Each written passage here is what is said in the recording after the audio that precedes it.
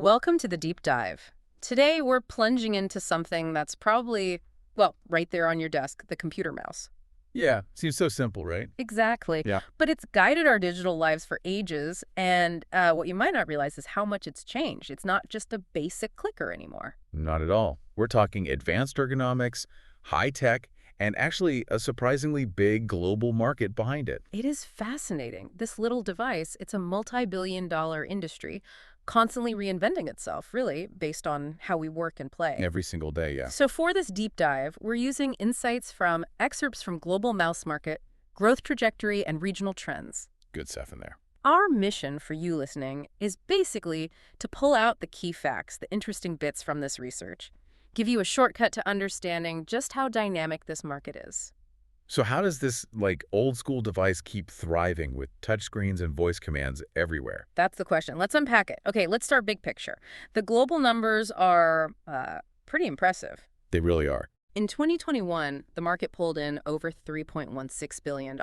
Just over, yeah. And by 2025, that's expected to climb near $4 billion. And then the projection for 2033, a staggering $6.3 billion. It's huge. And that gives you an overall compound annual growth rate, the CAGR, of 5.92%, nearly 6%. Wow. So what's keeping that demand so steady?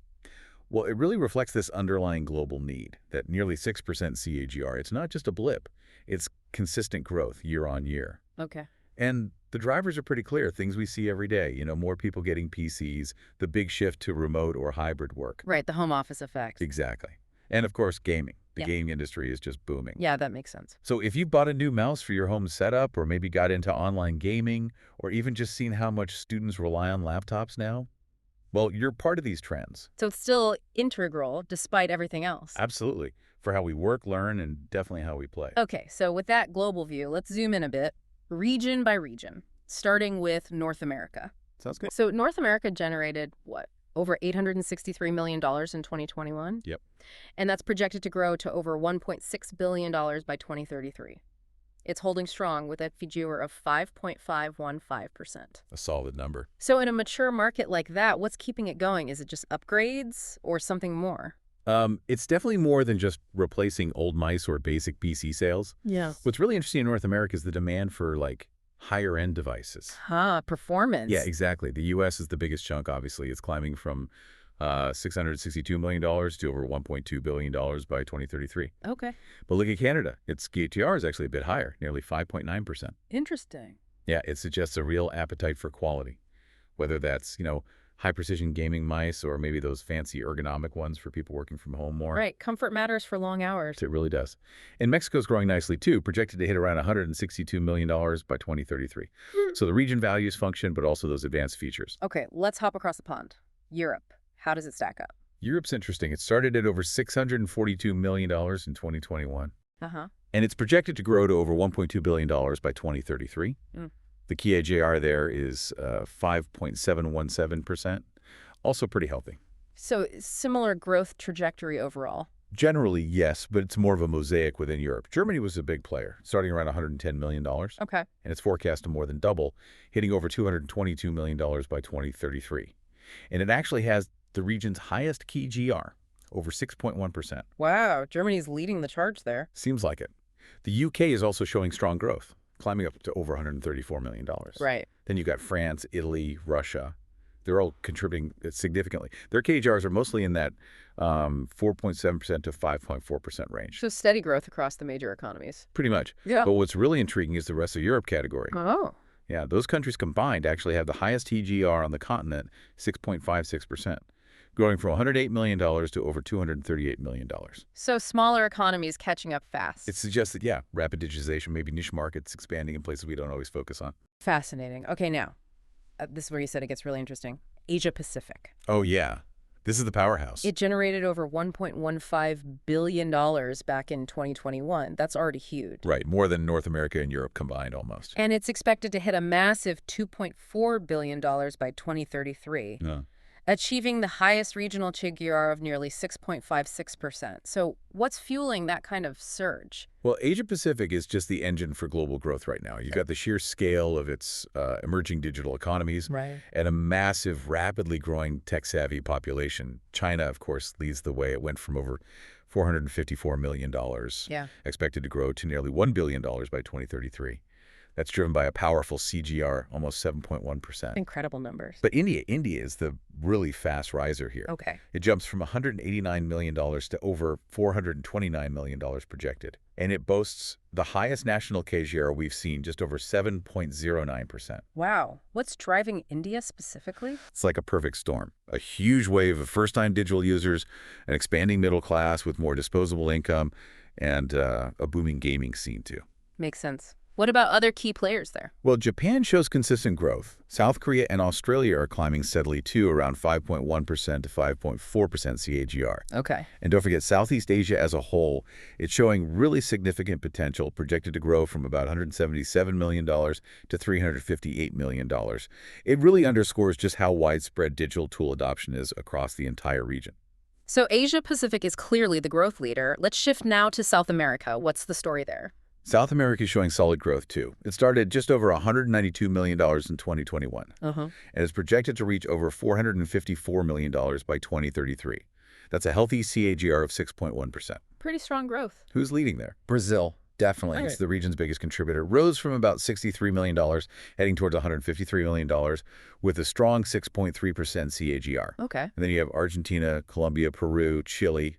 They're all expanding steadily as well. KGR is mostly between 5.6% and 6.3%. What's behind that growth? A lot of it is linked to improving digital infrastructure across the continent. Better internet access, more people online. And e-commerce. Absolutely. E-commerce expansion is huge there. Even the rest of South America combined shows impressive gains, expected to hit over $175 million. Good to see that growth spreading. All right, next up, the Middle East. Right. The Middle East market, it rose from about $167 million in 2021. Okay. And the projection is for just over $302 million by 2033. The TIGR here is a bit lower, 4.616%. So slower growth compared to other regions? A bit more moderate, yeah. Yeah. Saudi Arabia leads, rising from nearly $65 million towards $118 million by 2033. Then you have Turkey, UAE, Egypt, Qatar. They're all growing steadily, but more in that 4.4% to 5% CAGR range. Any reason for the slightly slower pace? Well, the rest of the Middle East category showed even slightly lower growth, around 4.2%. It probably reflects that the region's digital infrastructure, while growing, is maybe still being built out compared to the explosive growth phases in parts of Asia. So tech adoption is a bit more gradual. Got it. Okay, last but not least, Africa. Africa, a region with enormous potential. It posted over $142 million in 2021. Right. And it's expected to grow to about $277 million by 2033 at a 5.05% CAGR. Solid growth there, too. Which countries are key? Well, Nigeria is often seen as the tech leader on the continent. It grew from around $34 million towards a projected $68 million. Doubling. Pretty much, yeah. South Africa followed, started near $60 million in 2021, increasing to over $114 million by 2033. Oh, okay. And the rest of Africa is also set to expand significantly. It really highlights the growing digitization happening in many emerging African economies. More access to PCs, more internet connectivity. So even though the starting base is smaller, the upward trend is clear. Definitely close. Okay, we've circled the globe. So taking all this in, what does it all mean for us, the people actually using these mice every day? Well, the big takeaway is just how robust this market is. It's clearly on a strong, steady growth path globally. Right. And that consistent growth, it's fueled by demand from, well, pretty much everyone. You've got intense gamers needing super precise, customizable mice. Yep, the high-end stuff. Then office workers, students needing comfortable ergonomic designs for hours of use. My wrist appreciates those. Exactly. And even mobile users, people on laptops everywhere.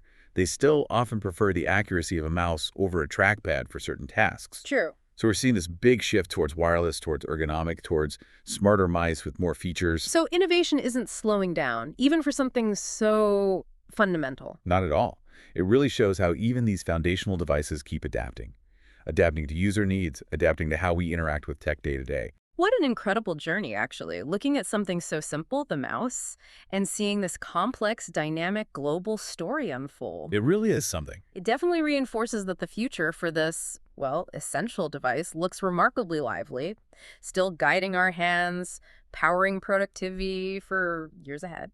And, it brings up a really interesting final thought for you to chew on. Oh, yeah. How is it that these technologies we see as ubiquitous, maybe even unchanging, like the mouse, Mm. how do they keep evolving so effectively? Mm. Adapting to global needs, adapting to new tech. Mm. What does that kind of quiet, persistent innovation in a seemingly mundane device tell us about the future? About how technology will just keep weaving itself deeper into our lives in ways we might not even expect? That's a great question to ponder. Thanks for joining us on this deep dive today. My pleasure. And we hope you keep exploring the surprising stories hidden in everyday objects.